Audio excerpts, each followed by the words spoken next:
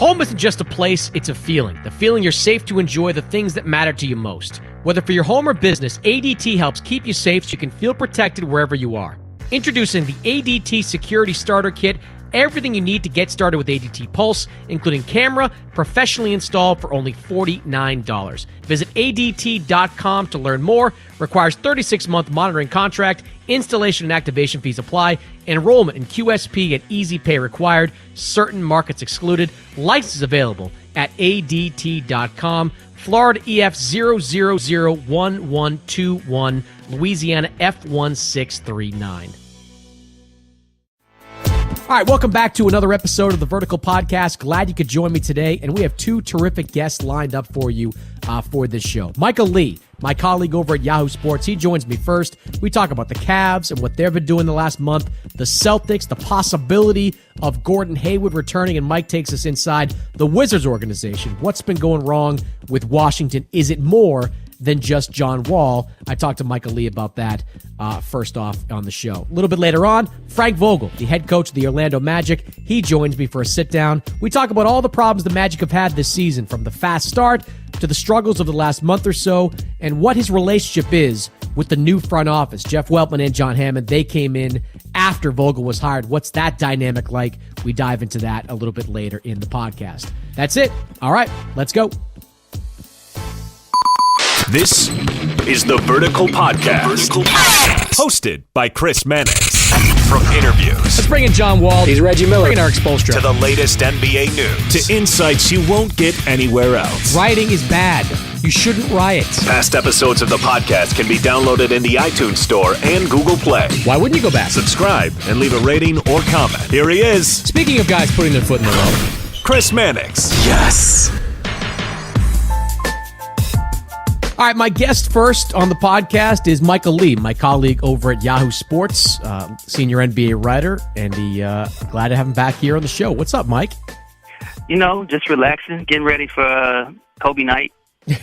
Getting ready for Kobe night, the one definitely positive night that they're going to have in LA in a rough season for the Lakers. Actually, why don't we start there with the Lakers and what we've seen from them this year? I mean, they're a team that's rebuilding clearly, and this will be a nostalgic night. Monday night, as we're recording this, will be a nostalgic night for LA. But you know, with the Lakers and Lonzo Ball and Brandon Ingram and some of the young pieces there, what do you think of the state of the Lakers right now? I think they're moving in the right direction. I know a lot of people want to see more wins, but it's not really about that with this squad. I mean, you're trying to build something, and what you want to see is growth, and you want to see players like Brandon Ingram come into their own. You want to see Lonzo Ball, show some, spunk and some fire every now and then, and you see that. You see a guy who knows how to play, who is creating a culture of sharing the ball, and just playing the right way. I think people kind of expect or demand more, consider he's a number 2 pick. But he's sort of a throwback to the way the point guard position used to be played, where you weren't always looking to get 20 points and 10 assists, where you're just trying to really set up your guys and do everything else to win games. And I think that, the pieces that they have now, I'm more encouraged about them going forward because you can see the signs, and you can also see the actual moments where they, hit game winners in Philadelphia, or Brandon Ingram puts 35 on the Warriors, and those type of things. So you're seeing more and more of that stuff, to where if you're a Lakers fan, you can feel encouraged, and you can also hold out hope that you have something that is attractive to lure potential free agents. When the big names start coming around. Oh, big names like LeBron, right? Because we all know that conversation between Lonzo and LeBron is significant when it comes to LeBron's future. I love all the speculation, Mike, about LeBron's future. Because LeBron, we know that LeBron likes chaos out there, right? Like, LeBron likes people wondering where he's going to go and what he's going to do, because it empowers him. It puts him in the driver's seat in all these negotiations. And I think the Lakers are a viable option, but I think he's going to need somebody else, namely a Paul George or another player, to go with him. I mean, the Rocket story from last week, that certainly made a lot of news. I mean, I think LeBron, I don't think he has a clear idea yet of where he's going to go, what he's going to do after this season, but I think he's loving all the speculation out there about where he might go. Of course. I mean, you got to remember, this is a guy who started the speculation for his 2010 free agency in 2008. I mean, all the stuff, all the rumors about he could play for the Knicks and everything, that was 2 years in advance. We never used to target free agency that far in advance until LeBron came around, and he's milked it. He's milked it then. In 2014, he actually kind of went the opposite route, where he just sort of kept it very quiet, and you really didn't spend any time speculating because you're like, oh, we leave Miami. They're about to make 4 straight trips to the finals. They could three-peat. And that stuff never came up. And then he stunned everybody and went back home. So I think he sort of liked the attention that came from it. I think he liked showing up Summer League to see the Lakers play, and I think he likes wearing purple and a gold chain just to get people to talk about that. And honestly, that in a scene where he lifted his jersey and gave Lonzo a little advice after the game, he knew what he was doing there too. And to act upset that the mic caught it and put out, the advice that he gave him, that sort of plays into it because it keeps people talking about that moment. But I think, because we know if LeBron really wanted to give Lonzo advice, he could text him, he could call him, he could do anything he wanted to reach him. And Lonzo would be receptive to it. To do it on stage, on a national televised game, where everybody's watching, all the cameras are on him, he knew exactly what happened. If it didn't leak, you could spend more speculation about, did he tell Lonzo he was coming? So he knew what he was doing, and he's creating all this suspense. And I actually love it because it breaks up from all the boredom of just what happens in the regular season. We all like to think about what's next, and we all like to try to guess what LeBron is doing. But he's so good at being, 3, 4, 5, 6, 7 steps ahead of everybody else. And you figure he knows what he wants to do. He doesn't know exactly where he wants to do it right now. Yeah, you really can't be offended if a microphone picks you up at center court where there are a whole bunch of microphones around you and cameras pointed at you. I mean, he knows. I'm with you. He totally wanted that. He totally wanted that whole thing to be something as big as it was, and he got his wish. Okay, so let's talk about where LeBron is now and where the Cavs are right now. For the last couple of weeks, Mike, I've kind of been looking at this current week as being a barometer for where Cleveland is, because during their winning streak of the last month or so that they were playing good basketball, but the teams they were beating weren't very good. I was looking at this week and I saw Utah on the schedule, I saw Washington on the schedule, I see Milwaukee on the schedule, and of course Christmas Day against Golden State on the schedule. Now, they beat Utah and Washington, but there has to be the caveat that they did it without Rudy Gobert in the lineup for the Jazz. They did it without John Wall in the lineup for Otto Porter. Yeah, Otto Porter. Yeah, Otto Porter. So there are asterisks attached to all that. I'm still kind of waiting for this Cleveland team to put together some dominant wins against good teams. Now, I can't blame them. I mean, they didn't tell Wall and Porter to sit out. They didn't tell Rudy Gobert to get hurt in Boston a couple of nights earlier, but I still maintain I don't know what the Cavaliers are right now, because they're not, they don't have quality wins on their record, and they're still giving up a bunch of points to inferior teams like Atlanta and Washington without their stars. What do you think about when you look at Cleveland right now? What do you see? I see a team that's, taking out all the teams that are lesser. They're knocking out all the teams they're supposed to beat.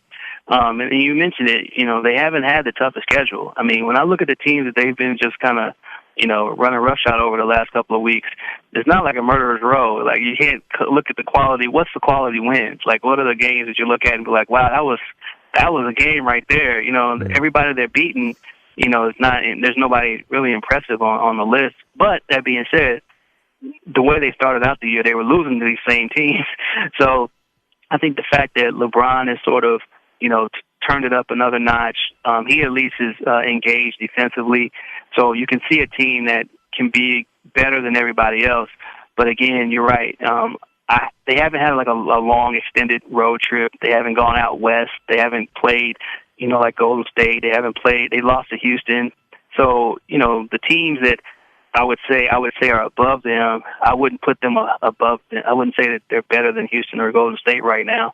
I mean, obviously they're going to be one of the top teams in the East just because they have LeBron, and he's been the guy that separated them or every team he's been on for the last 7 years. But I'm not looking at this team and saying, oh, this is a juggernaut, this is a powerhouse that is going to be able to just dominate everybody, because they just have had a very favorable schedule. But that being said, they're doing what they're supposed to until Isaiah Thomas comes back and until they get, Tristan Thompson back rolling the way you expect. Yeah, I'm with you there. You mentioned Isaiah, and he's going to be back in early January. That's what Shams Charania reported this week. But the player that might come back and make another difference, and I didn't expect this to even be a possibility when the injury first happened, is Gordon Hayward in Boston, who is out of the walking boot right now, spoke to reporters this past week and didn't rule out a possible return. Now, Mike, when you and I saw that injury, I don't think either one of us thought there was a chance that Gordon Hayward would be back this year. I remain skeptical. People in Hayward's camp continue to downplay the idea of him coming back, but he's out of the boot and he's walking, as I saw him recently, fairly normally. He's not working out yet. He's not doing basketball stuff yet, but that might be, kind of around the corner. What do you think of the possibility of Gordon Hayward coming back, and what could he contribute to that team this year? I really hope he chills. I hope he, just takes it easy, because the team is doing well without him. They're doing fine without him, and, you want to make sure that he's 100% when you welcome him back. You don't want to have him come back and then, aggravate the injury, or rush back and just not be himself. Because what they have right now is they've got a scheme or a system that's allowing Jaylen Brown and Jason Tatum to really come into their own and really start to develop and grow. And I think if you continue on this path and you add a healthy Gordon Hayward next season, then you become more dangerous, because you're adding more confidence to these young guys. You're giving them roles that they weren't expected to take on, and they're thriving in those roles.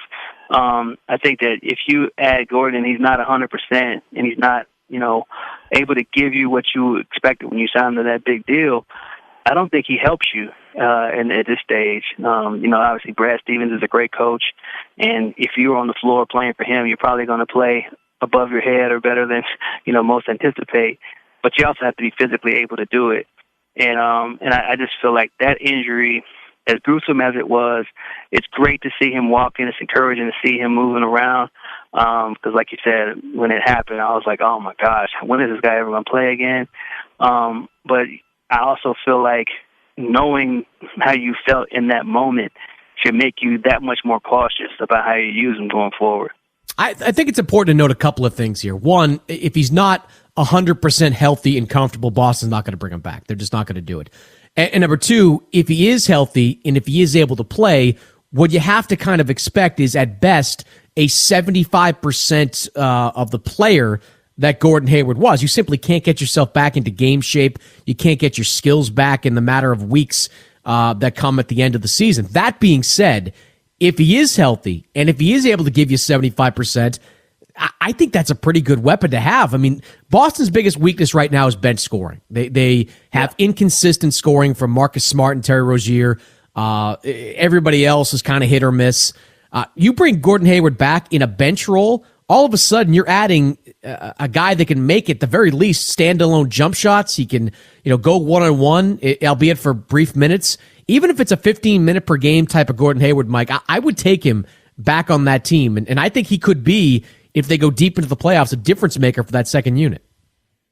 If he's healthy, yeah, but I just have concerns that he might try to rush back. And I think we've seen situations where guys, aren't patient. They rush back. They make it worse. And I don't want to have this injury carrying over to next year. I don't want to have a situation where he breaks his leg, comes back, and then, injures it in the playoffs, and then all of a sudden he can't spend this off season, getting better, but he's got to rehab in the off season, and then he comes in, and then we're kind of doing this dance to where if you just make sure he's right. This year, I don't know if the championship was necessarily the expectation coming in, even though they got the team that they wanted together. I think that's just going to be a year where the chemistry's formed, you build, and then if LeBron, say, leaves the Eastern Conference, then you take over from there. But I think that, I wouldn't try to rush him. I would try to be as patient as possible, and I would err on the side of caution, but that's just me. Yeah, I don't think they'll rush him. I don't either. I'm just saying that even if he's perfect, even if he's ready, I wouldn't want to test it just because you got to think long term. You got to think big picture with this guy, and I just wouldn't want to. I wouldn't want to have this injury extend into next season. That's all. Yeah, no, I'm with you there. I'm just surprised really that he's, and maybe I shouldn't be, but I'm surprised he's this far along with all this. Maybe it's just based on the fact that was just a horrific injury, you see a guy's leg snap like that. Remember, Paul George came back the same year. Yeah. But of course he wasn't the same Paul George, and that was more just for a mental thing. That was more for him to get the confidence back in his leg, so that when he worked out that summer, he could, attack it, knowing that he could do it. So I think that was more just a confidence thing. Indiana wasn't one of the playoffs; they had nothing to lose. If you're Boston and you bring him back, the expectation for him to be the guy you gave this huge contract to, that's going to be there. I don't think anybody's going to look at it and say, "Oh, this would be a good rehab session. This would be good for him to kind of get his feet underneath him." No, like if he's coming back, you're expecting him to contribute and to really play high-stakes basketball. And I'm not saying he's not capable of it. I'm just saying that that's a lot for him to come back from, because he's got to regain trust in that leg. He's got to regain trust in just his body and just what he can do out there on the floor. And I think it's complicated when you add that mixed in with the playoff chase, or trying to get the number one seed, or trying to get home court, or trying to win a playoff series while he's trying to ease himself back physically. I just think that's a lot to put on somebody. But again, the Celtics wouldn't just throw him out there anyway. I would just think that you want to think about the long-term ramifications of doing that. And but if he clears every test and mentally he looks like he's ready to handle all that, I say you give it a shot. But I don't know; it's a lot to ask. Yeah, I think a bigger question, which is a conversation for another day, but what happens next year? I mean, how do you slot Gordon Hayward back in when you have two young players at those wing spots who are emerging as elite? I mean, Jason Tatum is an unbelievable scorer. I mean, this guy, I don't think I've seen, and I don't like to be too hyperbolic here, but he is as advanced a rookie scorer as I've seen in a long time. And Jaylen Brown continues to make strides both offensively and defensively. I mean, I guess, and again, it's more of a 2018 and beyond kind of conversation, but I guess you could talk about sliding Tatum to the 4 and be kind of offensive oriented there, though your defense is probably going to suffer. But I think they're going to have a lot to think about, Mike, next year when Hayward comes back and Tatum and Brown are another year older, another year more advanced. Yeah, but I mean, I think that Gordon's he's the goods. I think he's got a lot of game, and I think that the other guy, the younger guys, they would have to just be willing to accept that, or they would have to come hard at him to make him earn it. And I think that would make the Celtics even that much better. Yeah, no, I agree, and I think moving to Tatum to the bench, it would make that bench so much better. I mean that's their problem, as we said before. That's their biggest weakness, and if he comes off the bench, that's a pretty good second. And he might be able to flourish in that role because he wouldn't have to defer to Kyrie or Al Horford in that responsibility. Yeah. All right, let me get you out here with this. The Wizards came into this year with a lot of expectations. The injury to John Wall has kind of set them back a little bit. But is it just John Wall being hurt that's caused this team to kind of sputter over the first third of the season, or is there deeper concerns right now in Washington? Yeah, I'd be very concerned about what's going on with the Wizards right now, because I don't see a team that has a spirit. I don't see a team that has a lot of energy and a lot of competitiveness right now. I don't see a team that is willing to that something's off. Something's off. I'm not quite sure what it is. You would think the chemistry would be fine because they're the one team in the East that's bringing back what they had.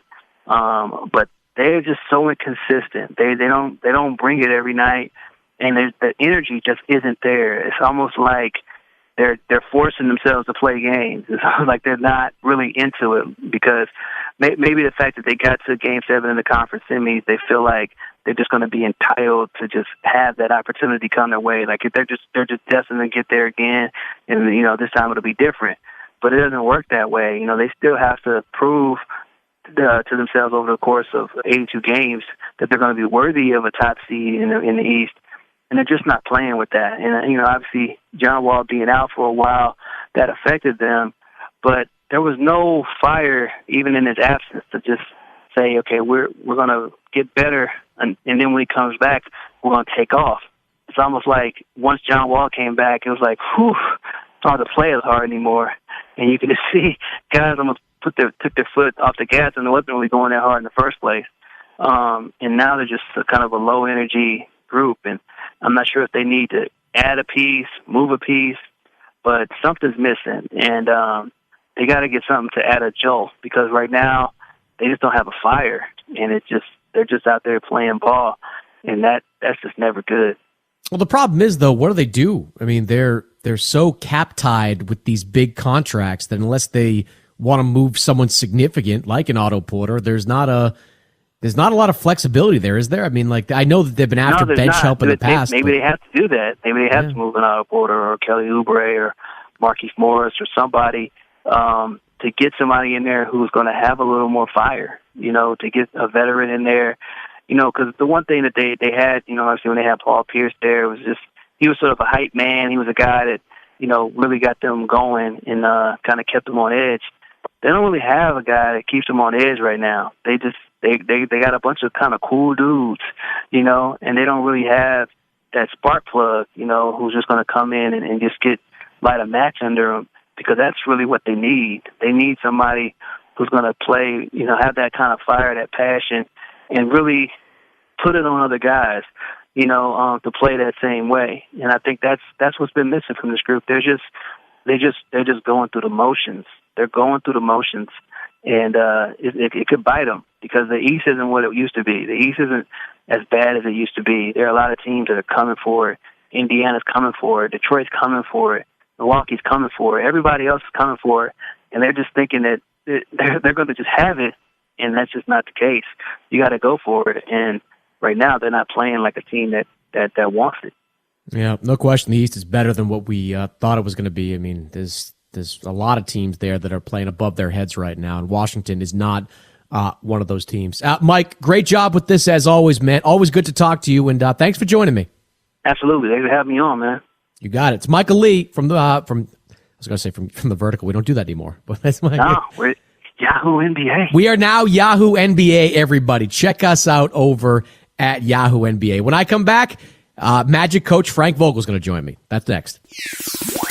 My guest this week, friend of the podcast, been on before, the head coach, Orlando Magic, Frank Vogel. What's up, Frank? Chris Mannix, how you doing? Can we start by talking about the beard? I don't think I've had this conversation with you either publicly or privately, but I just remember seeing you first game of the season and you're full outdoorsman. Was there a conscious choice here? Were you instructed by a family member to grow it out? I mean, what's the backstory? Well, it just started as a little vacation beard in the summertime, and my wife kind of liked it, and a lot of people said it looks good, so it stayed. We came back off vacation, and I decided to wear it to work for the first time ever, and got a lot of positive feedback from my colleagues here at work, and so we just stretched a little bit, and ultimately at some point I decided to keep it during the season.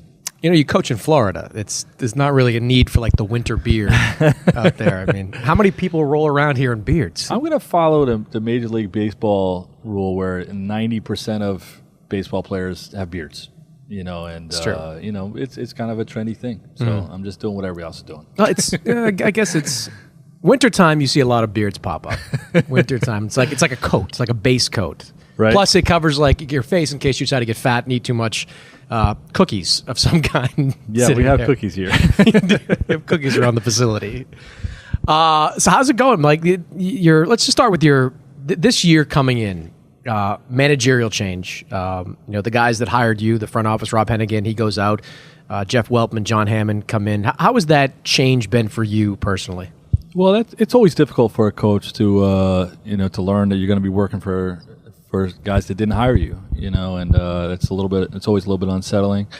But Jeff and John and I have worked really hard to find common ground on everything and merge our ways of doing business and our ideas on the direction of the team, and I think it's going well, and we're off to a little bit of a slow. We actually started strong, and we hit some injuries, so we're struggling a little bit right now. But we feel good about what the direction of the team is going to be, and this season is kind of an evaluation and development year for them. They want to come in and see all these guys play and perform with their own eyes. Instead of listening to outside opinions, which is smart and diligent. And I'm excited about what we can be. When you get hired by someone, obviously you have a lot of conversations about like what your philosophy is, and you kind of try to sync that up. When a new team comes in, you don't get to have those conversations before a hiring. Did you find that your philosophies were kind of in sync? I mean, how close did those kind of line up?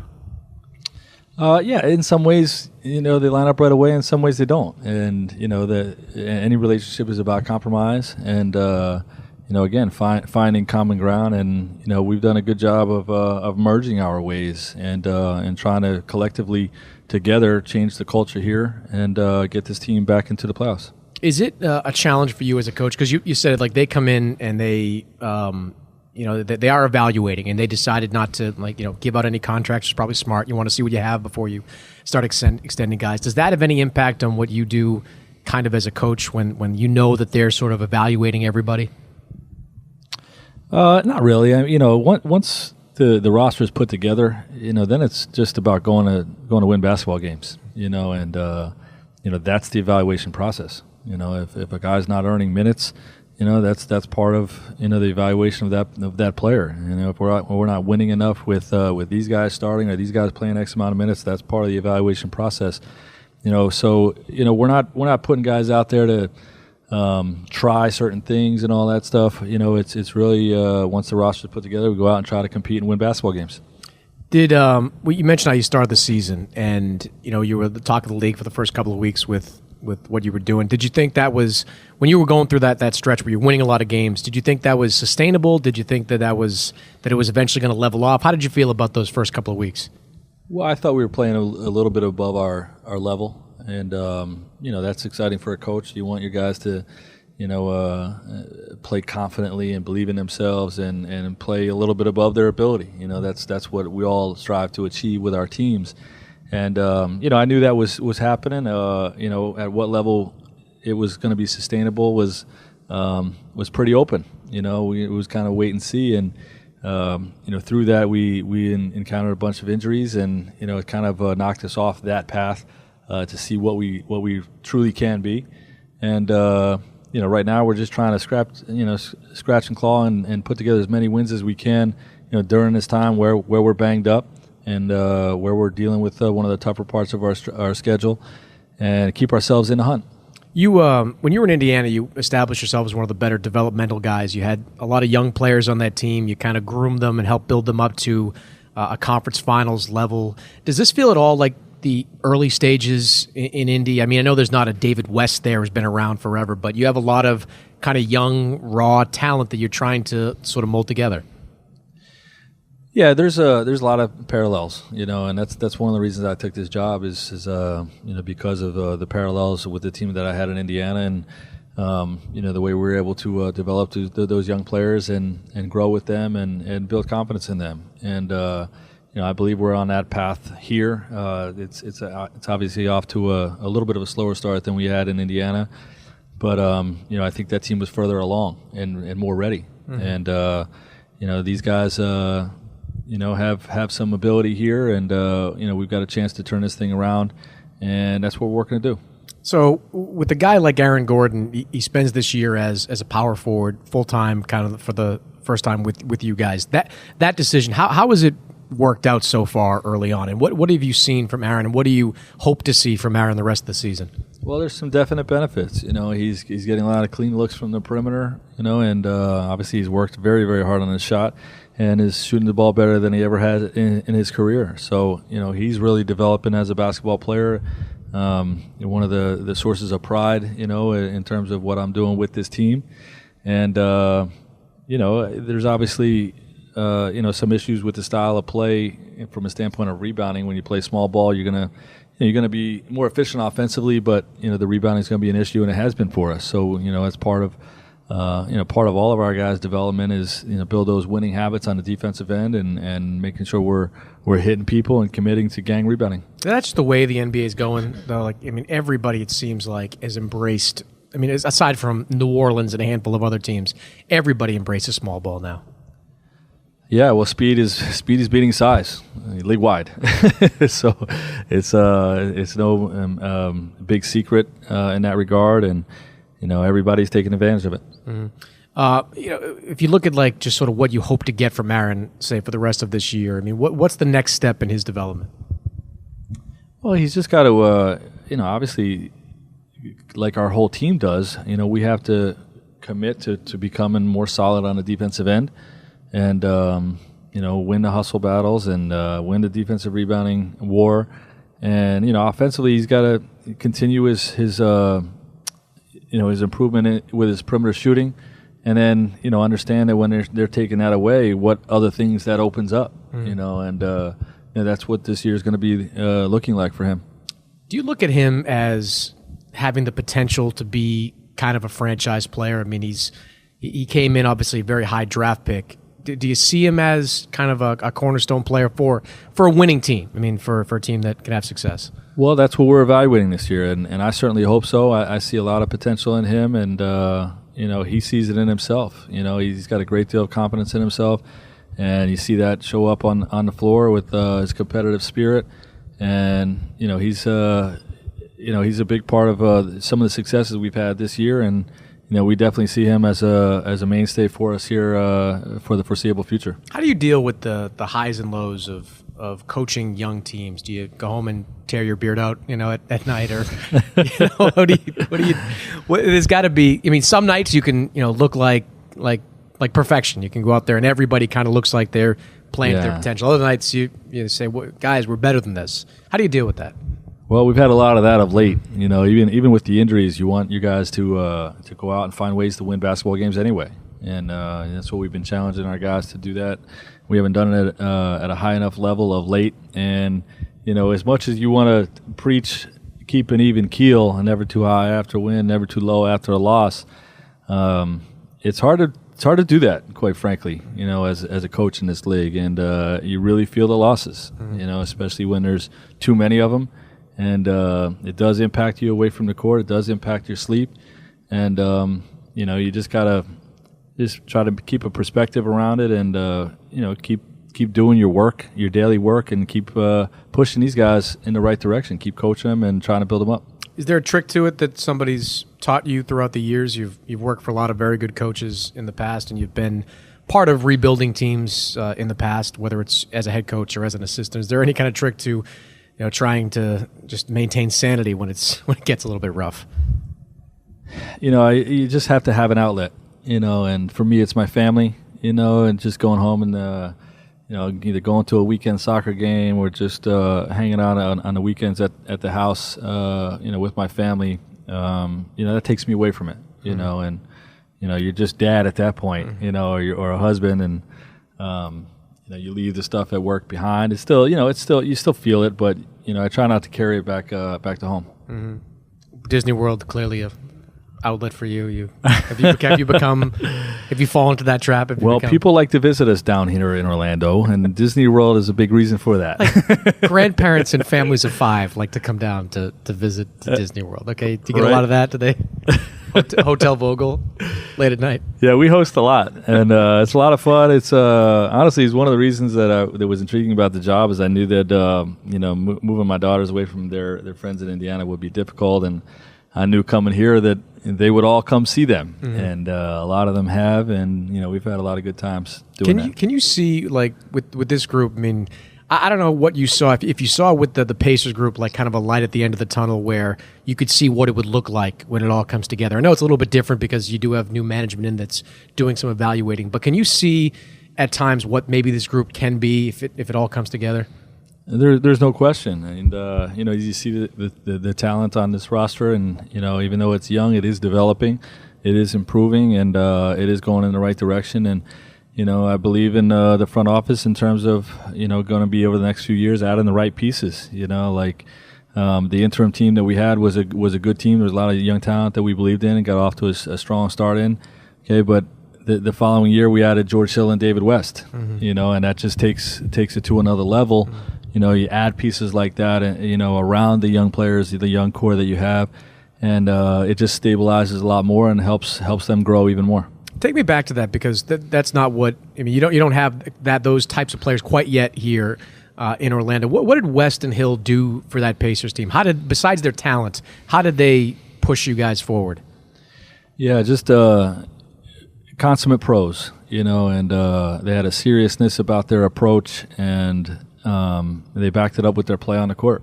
They're solid on both ends of the floor, both had high IQs, and really just led our team and showed our young guys, the right approach to have on a day-to-day basis. But they helped them learn how to win, and that's one of the things that we're talking about here with our group.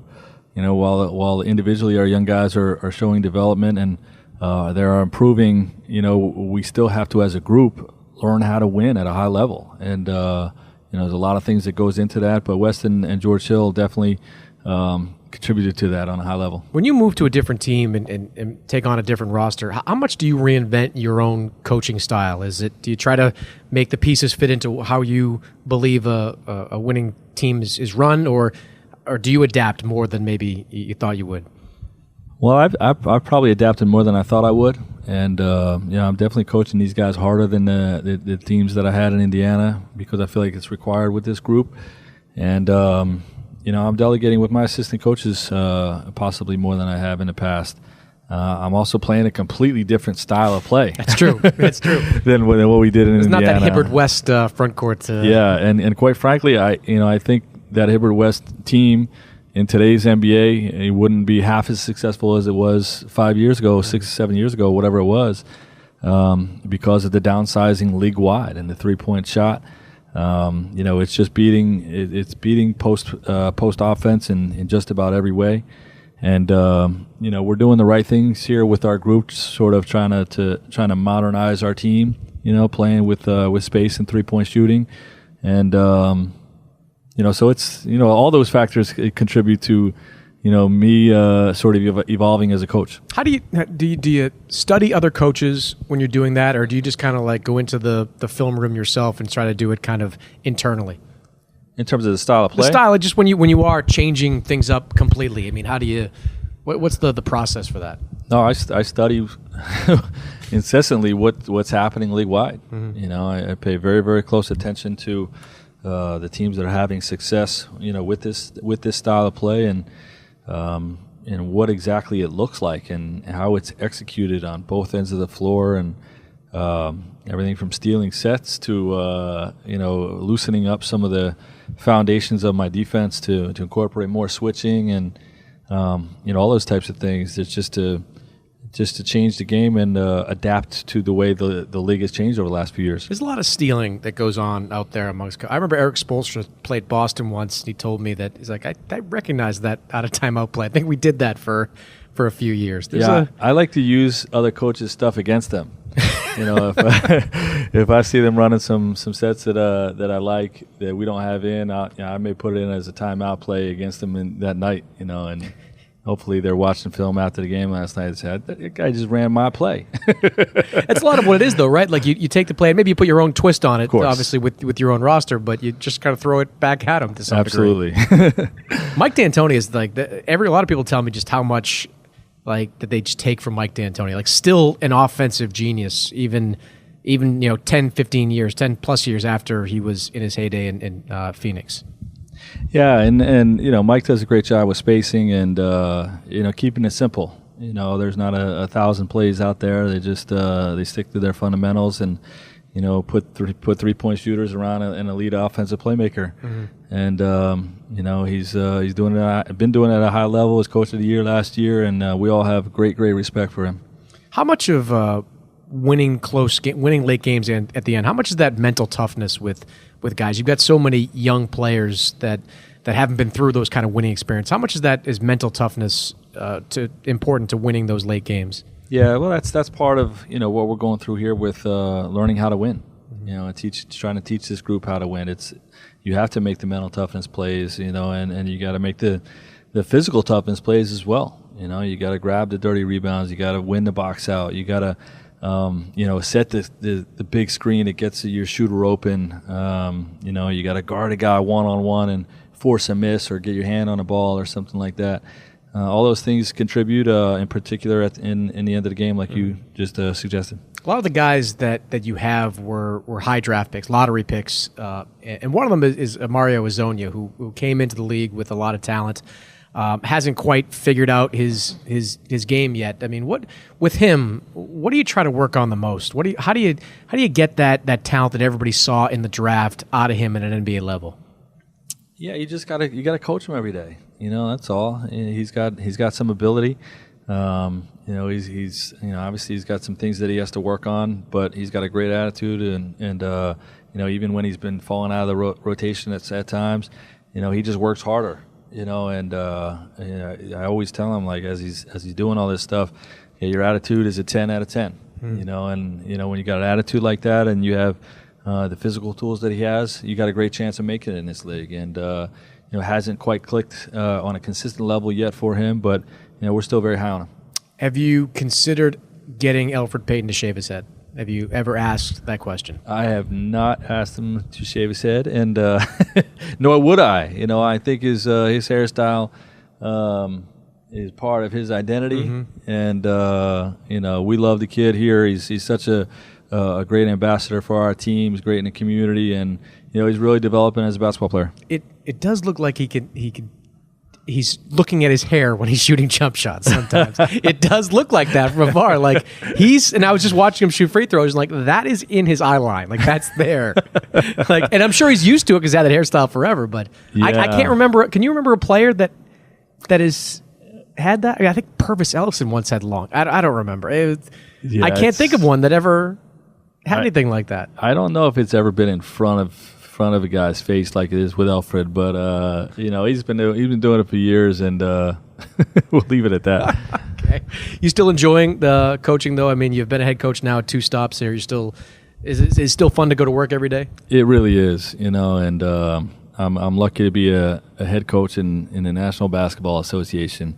And especially to do it here in Orlando, Florida, one of the 8 warm weather cities in the NBA. You're not part of the tourism bureau. I love being here, and this really is a great spot, and I love coaching this team. Look, what do we talk about? I'm not going to ask you about the college basketball scandal. You don't praise Orlando like it's like you're part of the tourism board. I'm not going to ask you, about your former boss and everything, and Rick. And you asked me about coaching, and I'm happy. I like this team. I want to see us win more. That'll make me even happier, but I enjoy the challenge. I enjoy coming to work and grinding through the tape. I really still genuinely love watching tape. Whether it's on ourselves and trying to identify and diagnose what's working and what's not working, or if I'm scouting a team, and putting together a game plan on how to beat. In this case, the Portland Trailblazers tomorrow night. How are we going to slow down Lillard and McCollum, and how are we going to score? Because their defense is rated very high this year. I love it. I've got a great passion for it. Well, Frank, appreciate you doing this. Good luck with everything, man, and thanks as always for joining me here. Good catching up, Chris Mannix. That's it for this week's episode. My thanks to Michael Lee and Frank Vogel for joining the show. As always, you can download archived episodes on iTunes, TuneIn, Stitcher, really anywhere you can download podcasts. While you're there, post a comment, leave a rating. I appreciate it. And I'll see you next week. Thank you for downloading this episode of the Vertical Podcast with Chris Mannix. He hasn't really distinguished himself. Chris is in desperate need of validation. I think your opinion is shared by everyone. So please, subscribe, like, comment. I would punch him. That's just my opinion. At your earliest convenience in the iTunes Store.